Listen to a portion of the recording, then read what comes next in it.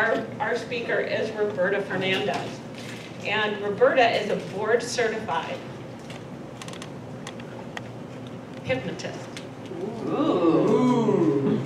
She's in her 10th year of practice, and she left her corporate consulting and training career when she required no pain meds after having both knees replaced at the same time by using self-hypnosis. That's pretty amazing. Whoa. She was compelled to teach others how to tap into their mind's full potential. And we're going to get a taste of that tonight. Roberta's clients see her for more than one reason. Though symptoms may vary, there's a disconnect between what they consciously want and what the subconscious mind believes possible. Emotions and old belief systems are at the heart of almost every issue, and her specialty is resolving and aligning them, clearing the path to health, wealth, and happiness. Let's welcome Roberta.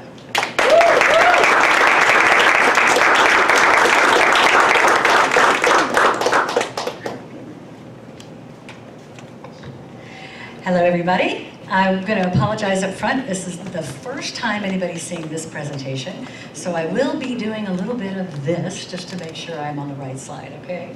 So we only have a very short period of time, and everybody has been very active. I'd like everybody to just stand up for a second, because we're going to talk about not letting your thoughts think for you. So I'd like you to pretend that your finger is a pencil, and you're going to draw circles on this ceiling clockwise. Just go ahead and start drawing those circles. Don't stop. Clockwise motion. Now slowly bring your hand down toward your face. Just keep drawing those circles. Keep drawing those circles down a little bit lower. Now let your hand get down toward your waist. And I'd like you to look down, and I'd like you to notice something about your circles. What's happened? Who knows? They're smaller. Did anybody stop drawing circles? Well, what do you think changed? Perspective. Okay, everybody sit down. Absolutely, your perspective changed. And this is important because perspective is what makes our thoughts, and our thoughts become beliefs. And so how does that exactly happen? Well, we have something happen. One of our senses is stimulated to take something in. It immediately acts in our subconscious mind with our beliefs and our thoughts. And when that happens, we are also generalizing, distorting, and basically just making things look the way we want to look at that particular topic. And it kind of gets a little bit far from reality. But it creates feelings in our body, and all feelings are good. They're just a sign that there's a need or a want or a desire that you have that is not being met. But those feelings, those emotions, are responsible for your behaviors. So if you're getting behaviors you don't like, then you need to look at what is your subconscious mind focusing on. So right now, each one of us is having thoughts about this presentation. Some of you are out there going, yeah, she's really full of it. No, some are like, ah, that makes a lot of sense to me. It's a room full of perspectives, and for every single person in this room, you're coming at this presentation like you do everything else in life from a different perspective probably than the person sitting next to you. And this creates a lot of interest. So we all think that the conscious mind is the strongest part of our mind, right? Because it is that part that we deal with every single day. It makes our decisions, it tells us what to do, it's what we use when we're awake, and so we think it's pretty cool. But the reality is it's not. It's only about 5% of our brain's processing power. It's what we're aware of and what gets us through our day, but what's really powerful is what lies beneath the surface, just like an iceberg. And that's our subconscious mind. It can process literally hundreds of thousands of things per second, where your conscious mind can process about 7, maybe 8 things at a time before quality starts to erode and things start falling through the cracks. So, how do we focus on that part of us that is the subconscious mind? It's very easy. You enlist your imagination, because your subconscious mind is home to your emotions, home to your imagination, your beliefs, your rules about life. All of your long-term memories are stored there. It's an amazing part of who we are. And it's scientifically proven that this is true. So let me give you an example. A bunch of scientists gathered people together in a big group. They divided them in half. And they told the first group, we want you to hold your finger up like this, and for 10 minutes a day, for a month, for 30 days, I want you to exercise your finger just like this. So they measured everybody's finger strength, sent that group home where they did this for 10 minutes a day for 30 days. The other group, they said, no, we want you to close your eyes. We want you to hold your hand up, and we want you to imagine moving that finger. And by the way, have somebody in the background yelling, harder, harder, like a personal trainer, right? So that group went home and imagined it. So 30 days later, the scientists bring them back, and the first group, as you would expect when they measured their finger strength now, had an increase in strength of 30%. Pretty amazing, right? But expected. The second group, the imagination group, they had increased strength of, anybody want to guess? 70. 22%.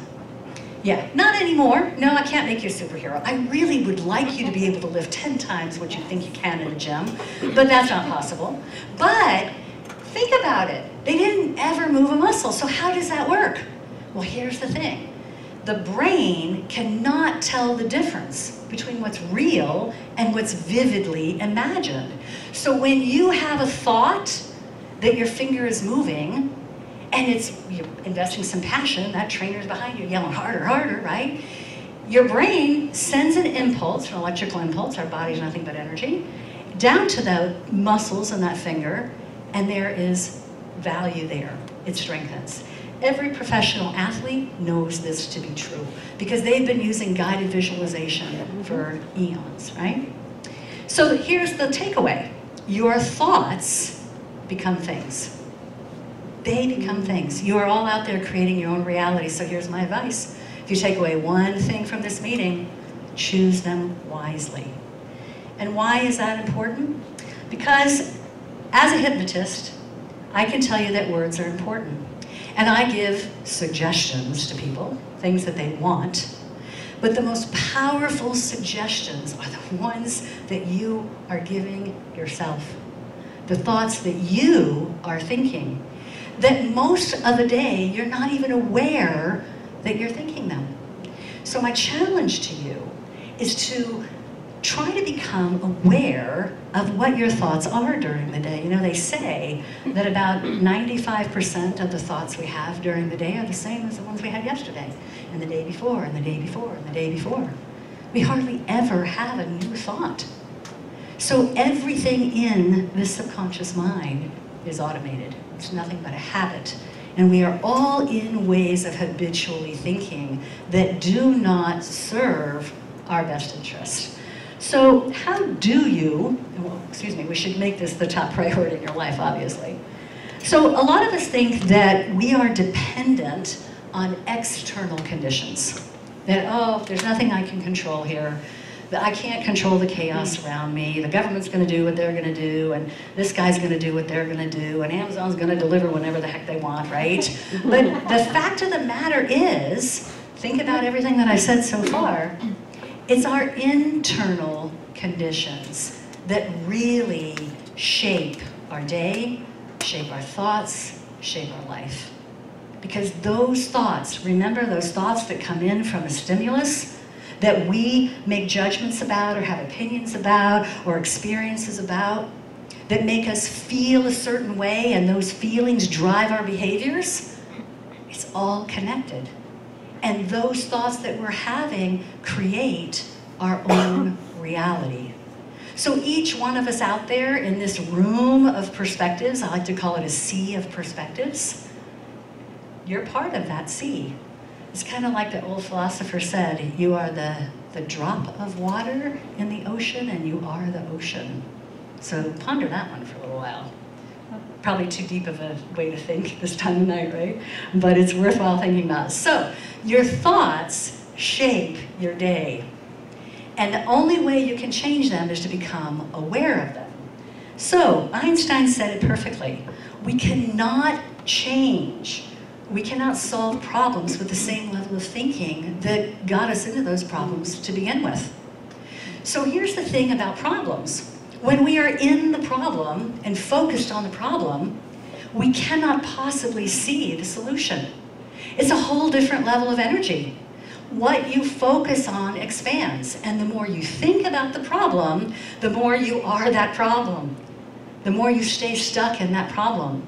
And so what you need to do, and what hypnosis is wonderful in doing, is allowing you to think from the vantage of the solution, to visualize in a way that you can't possibly do consciously, to visualize that solution in every detail that you can.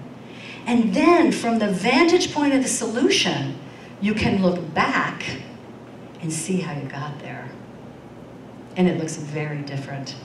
So all of the coaches that are goal setting, and believe me, I've done enough of this in my own experience, that are looking at, okay, here's the problem, here's what you need to do, they really have it backwards when you think about it. Visualize the solution and then work your way back. So how can you become more aware of those thoughts? The simplest way, and my favorite way, Melissa talked about my knee surgery. I used a breathing technique, that was it. I didn't take any drugs. I just used the power of my breath. And every time I practiced this breathing technique, and I'm going to give that to you tonight, by the way, every time I practiced that breathing technique, I would make sure that I was very comfortable. My knees did not hurt when I practiced it. And I would focus on how comfortable my knees were. You notice I'm not focusing on the pain. Nobody likes pain. I used to say when I was first a new hypnotist 10 years ago that, well, the discomfort, everybody can handle the discomfort, right? But why do I want to do that if what I focus on expands? I want to focus on my comfort. That's what I want. So that's where I need to be focused. So I would make sure my knees were comfortable, and I would breathe. And I did this 5, 6, 7 times a day, same breathing technique, for about 4 weeks before my surgery. And by the time I got to that point, that I had 1.5 pounds of metal in each knee, and my body was screaming, what the heck is going on here, right? Whenever I felt a little something in my knees, I would just, and my subconscious mind gave me exactly what I wanted, because I had trained it that way, I had conditioned it that way. That every time I breathed like that, I wanted total comfort. Now, can everybody do that? They can do some version of it. Some version of it, for 10 years. It's my true confession night here. I just said goodbye to a client yesterday, the first one in 10 years of my specialty is pain management, that I actually could not help. And that was a killer for me. And you know what my client said to me when she left? Here's what I think, Roberta. I think that it just hasn't worked yet, because you've helped me in other ways. And I just love it when my clients do those kind of things for me and educate me even more. So yeah, everybody can have some results with hypnosis. It depends on what you put into it and how bad you want the change. Because I can't make you do anything. I wish I could, but I can't. But if you want the change, it's there for the taking. So awareness, the breath, why I love it is you have it with you all the time. Nobody has to know you're doing it. And when you breathe and you stimulate the vagus nerve, which means you have to belly breathe to do that, not shallow breathe. The job of the vagus nerve under the diaphragm is to send a message to your brain to release calming chemicals. And your brain, believe me, is the best pharmacy that you will ever encounter. Much more effective than anything chemically produced by man that we could put in our body. So it's a really powerful thing, and when you breathe like that, it sends a message to release serotonin and melatonin and endorphins and dopamine and all the things that make us feel good. It's naturally the way our body works. How many people have heard somebody say or said to somebody when they were crying or got hurt, oh, just sit down and take a deep breath, you'll feel better. We know that intuitively, that the breath makes you feel better. So just breathe and say, what was I just thinking? What was that thought I was just having? And that's how you become aware of those pesky thoughts. So, using your breath, you can start to create, rather randomly, proactively, so that you can produce the kind of thoughts that you want to have, produce the kind of outcomes that you want to have, and create from a position of strength, rather than feeling like everything external is closing in around you. And that, my friends, is the definition of what it's like to have inner peace. When everything is chaotic around you and you feel that nothing is under your control, let me affirm that that is correct. You can't control any of it. But you can control how you feel and how you react. Okay, very good. So my advice, again, another piece of advice, just stop watching the news. So what I'd like to do, my parting gift to you, is back on the table, and for those people that are going to see this on the video, I want you to pay attention to this code. Because this is an app I created of guided visualization. It's 10 years of clients in this app. About 150 recordings in English and Spanish on just about any topic you can imagine you might have trouble with, courses and programs. And it is my gift to you tonight to have conscious napping, and I hope you all enjoy it. And let me know, give me some feedback. So thank you for having me here tonight, and I'm going to turn it back over to Melissa. Thanks.